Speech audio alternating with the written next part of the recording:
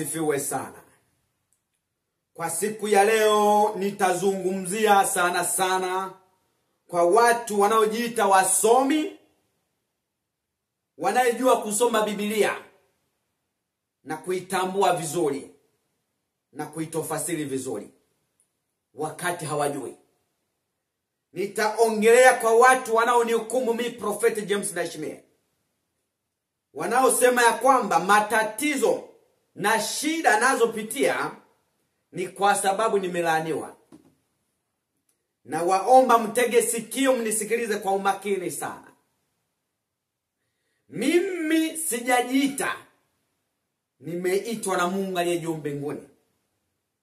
Mimi natii sauti la Mungu wangu, sitima sauti yenu, kwa sababu ninyi mlinijua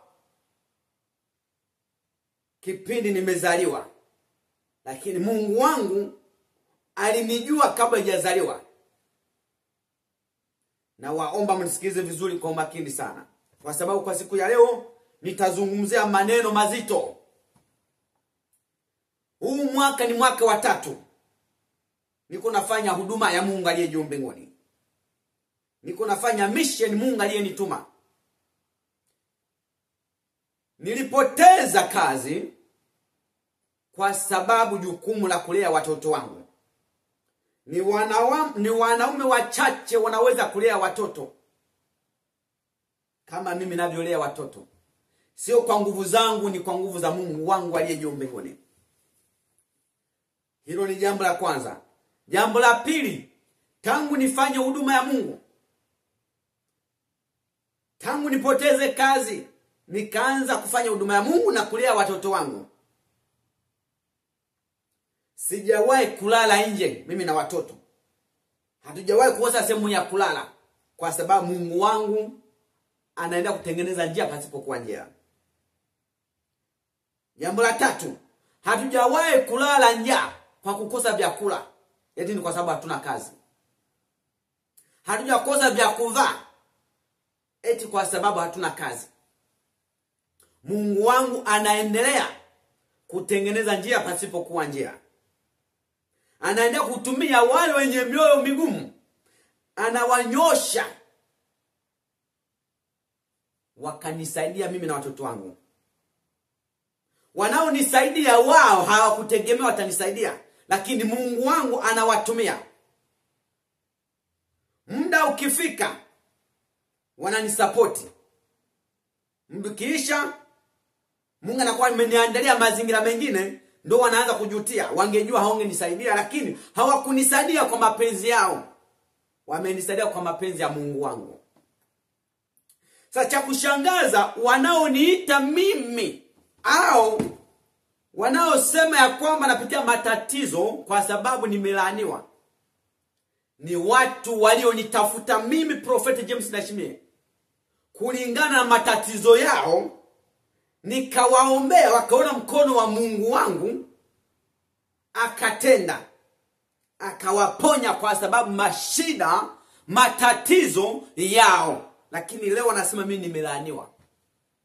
Na ukiwaangalia wanaosema napitia matatizo, hadi leo wengine wanapitia matatizo mengi, ndoa zao ni mitihani, wanaendelea kupitia matatizo na changamoto, shida, lakini wanasema mimi ndio napitia matatizo kwa sababu nimelaaniwa. Mnakufuru Mungu wangu. Nataka uchukue kalamu na Biblia, nitapatia maandiko. Ngoja tuangalie. Mimi ni mtumwa wa Mungu aliye juu mbinguni.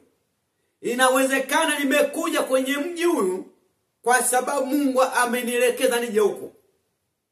Tusome kitabu cha Mwanzo sura ya 12 mstari wa 1 hadi wa 3. Tuangalie jinsi gani Abraham alivyoitwa na Mungu na jinsi alivyoagizwa. Abraham aliitwa na Mungu, akaagizwa na Mungu aende mji. Mstari wa 1 anasema hivi: Bwana akamwambia Abraham, toka wewe katika nchi yako na jamaa zako na nyumba ya baba yako, uende mpaka nchi nitakayo kuonyesha. Nami nitakufanya wewe kuwa taifa kubwa, na kukubariki na kulikuza jina lako, nawe uwe baraka. Mstari wa 3, nami nitawabariki wakubarikio, naye akulaanie nitamlaani, na katika wewe jamaa zote za dunia watabarikiwa. Mungu analaani. Sasa wewe unasema nimelaaniwa au utanilaani, Mungu wangu atakulaani. Wewe unayenibariki mimi, Mungu atakubariki. Bwana Yesu asifiwe sana. Tuende tusome kitabu cha Kumbukumbu la Torati sura ya 7 mstari wa 10 hadi mstari wa 19. Na Bwana akakuondolea ugonjwa wote, wala hatatia juu yako maradhi yoyote mabaya uyajuayo ya Misri. Ukienda kusoma utaangalia. Usome tena Kumbukumbu la Torati sura ya 30 mstari wa 7 hadi wa 10. Ukimaliza usome kitabu cha Isaya sura ya 65 mstari wa 14 hadi mstari wa 16. Wewe unasema mimi nimelaaniwa, ujichunguze usikute wewe ndo umelaaniwa na Mungu wangu. Afadhali kulaaniwa na wanadamu kama wewe, sio kulaaniwa na yule aliyekuumba. Mipango yenu mtaendelea kufeli. Mtaendelea kunisema vibaya, mtaendelea kunidharau, kunitukana, lakini mimi naenda kusonga mbele. Mulidhani ya kwamba kwa sababu nimepoteza kazi, nikafanya huduma ya Mungu na kulea watoto, eti Mungu hatoniinua. Mungu wangu aliwatumia ninyi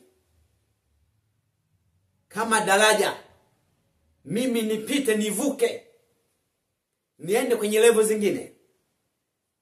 Mungu amenipa kazi, amenipa mahali ya kuishi mimi na watoto wangu, amenipa usafiri, gari, na vingine viko mbele yangu. Sasa wewe unaosema nimelaaniwa, jichunguze we nafsi yako na familia yako. Kwa nini mnapitia shida na matatizo? Je, na ninyi mmelaaniwa na akina nani? Je, mmelaaniwa na watu au mmelaaniwa na Mungu? Hao ni maswali ya ninyi kujiuliza.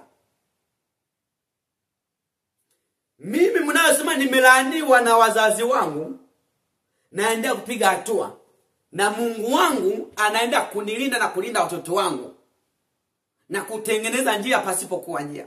Je, wewe unaopitia matatizo, je, umelaaniwa na wewe? Umelaaniwa na nani? Umelaaniwa na wazazi wako au umelaaniwa na Mungu wako?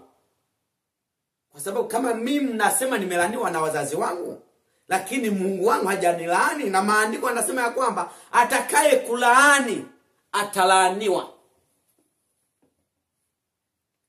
Haya ni maswali ya kujiuliza. Kama hutoelewa, maana yake wewe huna akili.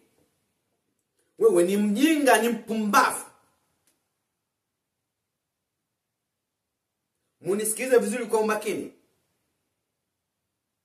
Wewe unaosema nimelaaniwa kwa sababu napitia matatizo, je, wewe mbona unapitia matatizo yanayozidi ya kwangu? Umelaaniwa na nani? Na kingine, kwa nini kama mimi nimelaaniwa munanitafuta mimi niwaombee ili shida zenu ziishe? Je, mnakubali kuombewa na mtu amelaaniwa kwa sababu anapitia shida, wakati na wewe mwenyewe unapitia shida? Naomba mjichunguze vizuri. Mnavyoendelea kukufuru Mungu wangu, yatakayo wakuta, msinitafute mimi. Mungu wangu sio kuchezewa. Haya ndio nilikuwa nao kwa siku ya leo. Kwa mtu yoyote ameyasikiliza,